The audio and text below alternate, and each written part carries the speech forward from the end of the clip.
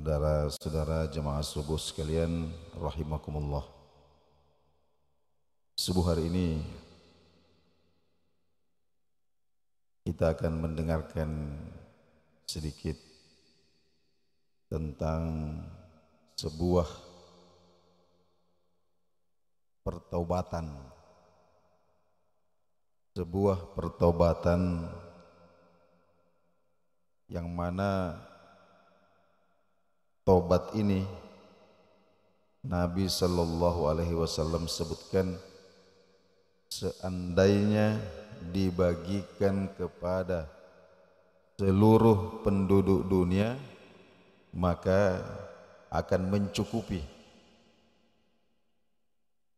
Saking hebatnya taubat yang dilakukan oleh orang yang akan saya ceritakan ini.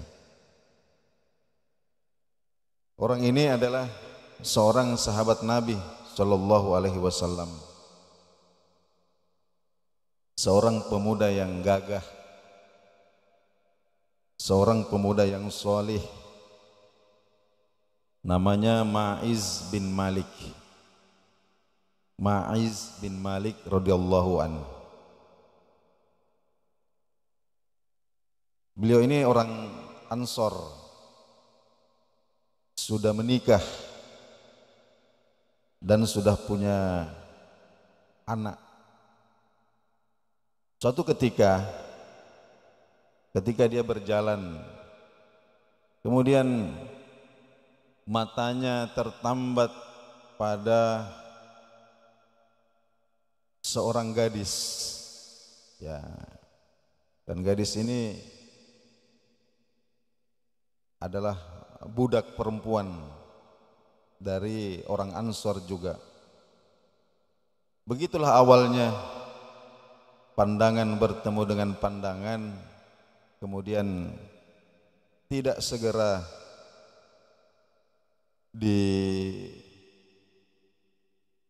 diputus, maknanya dibiarkan berlarut-larut. Akhirnya kemudian setan menjadi pihak ketiga antara kedua orang ini, sehingga terjadilah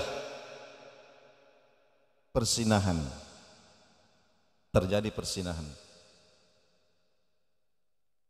Lalu kemudian setelah persinahan itu terjadi, setan pun pergi dengan tertawa karena sudah berhasil menunaikan tugasnya.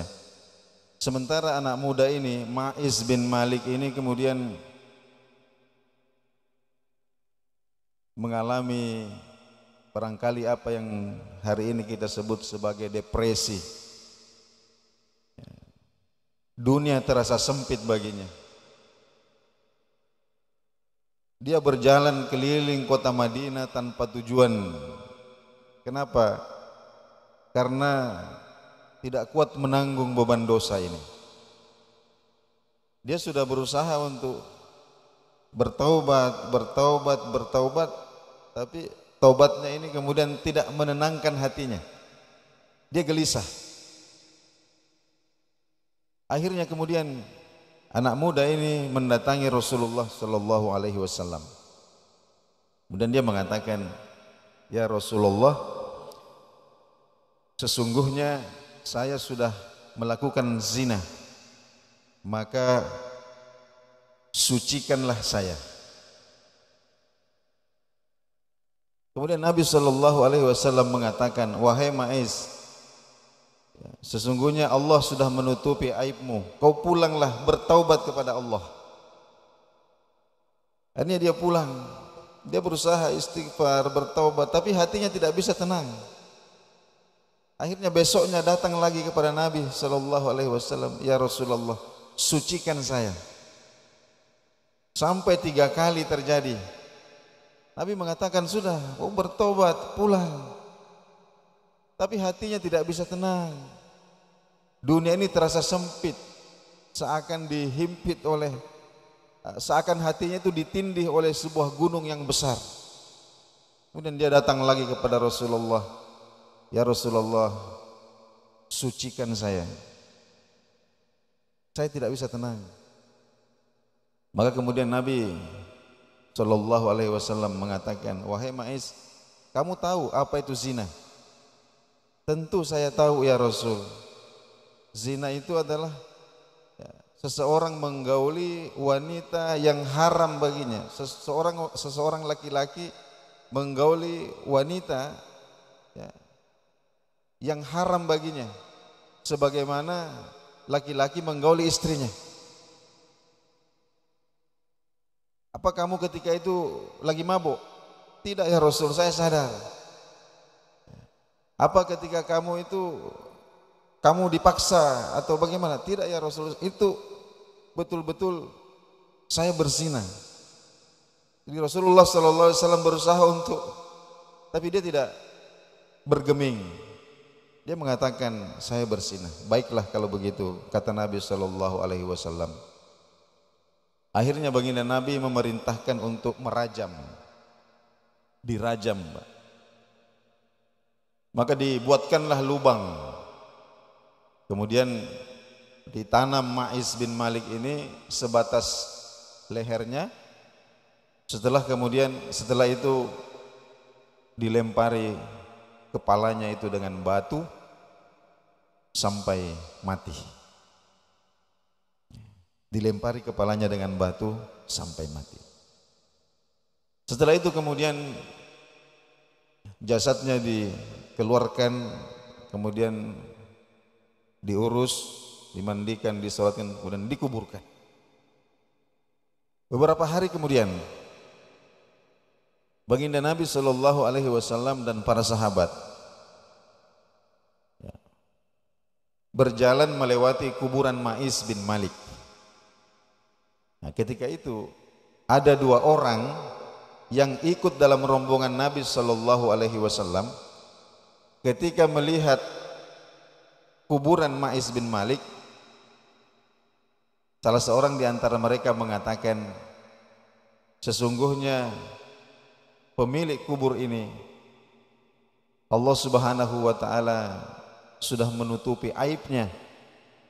Tapi kemudian dia menceritakan, akhirnya dia dirajam seperti anjing. Nabi SAW mendengarkan kata-kata itu, memerah mukanya karena marah. Tapi Nabi masih menahan. Sampai kemudian rombongan ini terus berjalan. Akhirnya mereka mendapati di pinggir jalan ini ada bangkai seekor keledai yang sudah membusuk.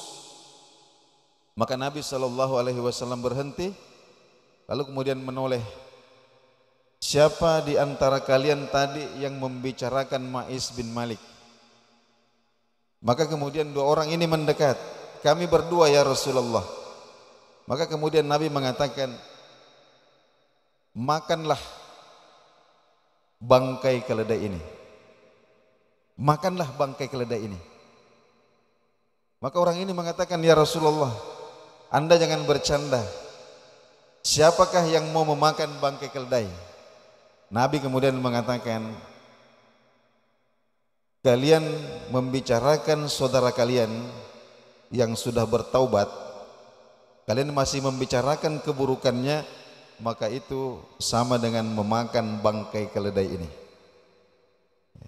Sesungguhnya Ma'is bin Malik yang kalian bicarakan itu, dia telah bertaubat. Dengan taubat yang seandainya taubatnya ini dibagikan kepada seluruh orang yang berdosa di dunia ini, maka sesungguhnya taubat itu akan mencukupi mereka semua. Dan saya bersaksi, kata Nabi, demi Allah, sesungguhnya saudaramu ini sekarang sudah menceburkan dirinya di dalam sungai-sungai surga. Ma'is bin Malik. Hadirin yang dimuliakan Allah Subhanahu wa taala. Maksud saya menyampaikan kisah ini adalah bahwa seorang mukmin, orang yang salih, bukan berarti orang yang terbebas dari dosa. Bukan berarti orang yang terbebas dari dosa. Coba kita perhatikan Al-Quran. Ketika Allah Subhanahu wa taala menceritakan tentang orang-orang bertakwa, menceritakan tentang orang-orang saleh, maka salah satu karakternya itu adalah wa idza fa'alu fahisha, ketika mereka melakukan sesuatu yang keji, melakukan dosa, maka yang pertama kali mereka lakukan adalah menyegerakan untuk bertaubat. Menyegerakan untuk bertaubat. Jadi jangan sampai kemudian kemaksiatan ini mengakar di dalam hati. Allah Subhanahu wa taala berfirman, kalla bal rana ala qulubihim ma kanu yaksibun.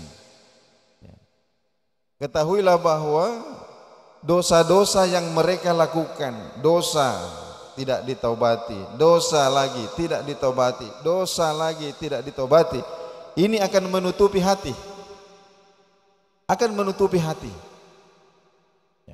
Sehingga ulama ketika menjelaskan ayat ini mengatakan bahwa ketika seorang hamba melakukan dosa, kemudian dia tidak bertaubat, maka dosa ini akan menjadi titik hitam di hatinya. Berdosa lagi, titik hitam lagi, berdosa lagi, titik hitam lagi, sampai kemudian hatinya itu menjadi hitam, kelam, sehingga tidak bisa lagi mengenali mana yang baik, mana yang buruk. Tidak bisa lagi mengenali mana yang ma'ruf, mana yang mungkar. Dalam sebuah hadis yang diriwayatkan oleh sahabat Ibnu Abbas, baginda Nabi SAW ceritakan bahwa nazalal hajarul aswad minal jannah wa huwa asyaddu bayadan minal laban. Nabi ceritakan tentang hajar aswad. Hajar itu batu, aswad itu sangat hitam. Ya, tentu kita tahu hajar aswad, batu yang sangat hitam. Nabi ceritakan bahwa dulu hajar aswad itu turun dari surga. Karena itu benda surga itu, Pak. Hajar aswad itu benda surga. Dulu hajar aswad itu turun dari surga, wa hiya asyaddu bayadan minal laban. Warnanya itu putih. Putih. Bahkan lebih putih daripada susu. Lebih putih daripada susu. Loh, kenapa kemudian bisa hitam? Nabi katakan, fasawwadathu khotoya bani Adam. Itu karena dosa-dosanya manusia. Dosa-dosanya manusia.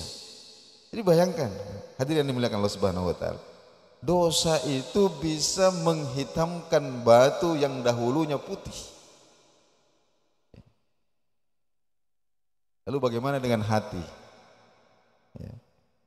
Nah, oleh karena itu hadirin yang dimuliakan oleh Allah Subhanahu wa taala, dalam hadis yang lain Nabi sebutkan, tuba liman wujida fi suhufihi istighfaran katsira.